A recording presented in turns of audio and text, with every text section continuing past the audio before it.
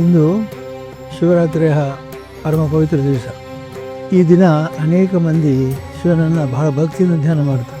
ಇಂದಿನ ದಿವಸದ ಬಗ್ಗೆ ಹೇಳೋದಾದರೆ, ಶಿವರಾತ್ರಿ ದಿವಸ ವಿಷವನ್ನು ಪಾನ ಮಾಡಿದ ಶಿವ ಅಂತ ಎಲ್ಲರೂ ಹೇಳ್ತಾರೆ. ಹೇಗೆ ಅಂತಂದರೆ, ಒಂದು ಸಂದರ್ಭ ಬರುತ್ತೆ, ಆ ಸಮುದ್ರ ಮಥನವಾಗಿ ತುಂಬ ಒಳ್ಳೆಯ ವಸ್ತುಗಳೆಲ್ಲ ಬರುತ್ತೆ.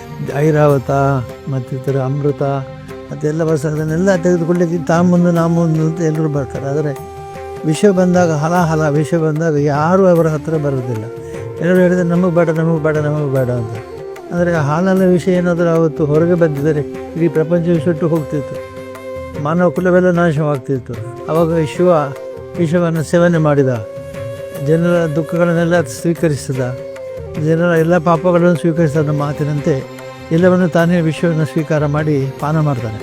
ಇದರಲ್ಲಿ ಏನು ನಮಗೆ ಸಂದೇಶ ಬರುತ್ತೆ ಅಂತಂದರೆ, ಸುಖಕ್ಕೆ ಎಲ್ಲರೂ ಇದ್ದಾರೆ, ಆದರೆ ಕಷ್ಟಕ್ಕೆ ಯಾರೂ ಇಲ್ಲ. ಸುಖ ಬಂದಾಗ ತನಗೆ ಬೇಕು ಅಂತ ಎರಡು ಕೈ ಹಿಡಿದು ಬಿಡ್ತಾರೆ. ಆದರೆ ಸಮಸ್ಯೆಗಳು, ಕಷ್ಟಗಳು, ತಾಪತ್ರಯಗಳು ಬಂದಾಗ ನಮಗೆ ಬೇಡ, ಯಾರಾದರೂ ಅದನ್ನು ಪರಿಹಾರ ಮಾಡಿಕೊಳ್ಳಿ ಅಂತ ಹೇಳ್ತಾರೆ. ಇದು ಲೋಕದ ಸತ್ಯ. ಈ ದಿವಸ ನಾವು ಎಲ್ಲರೂ ಕೂಡ ಭಗವಂತನಿಗೆ ಪ್ರಾರ್ಥಿಸುವ ಉದ್ದೇಶಿಸಿ ನಮ್ಮೆಲ್ಲ ಕಷ್ಟಗಳನ್ನು ನೀನು ಸ್ವೀಕಾರ ಮಾಡಿಕೊ, ನಮಗೆ ಸುಖವನ್ನು ಕೊಡು ಅಂತೇಳಿ. ಇಲ್ಲಿಗೆ ಭಾಳ ಜನ ಪಾದಯಾತ್ರೆಯಲ್ಲಿ ಬರ್ತಾರೆ. ಅವರೆಲ್ಲ ಬಂದಾಗ ಭಾಳ ಕಷ್ಟಪಟ್ಟು ಪಾದಯಾತ್ರೆಯಲ್ಲಿ ಬರ್ತಾರೆ, ಕೈ ಹಿಡ್ಕೊಂಡು ಮತ್ತು ಗಾಯ ಮಾಡಿಕೊಂಡು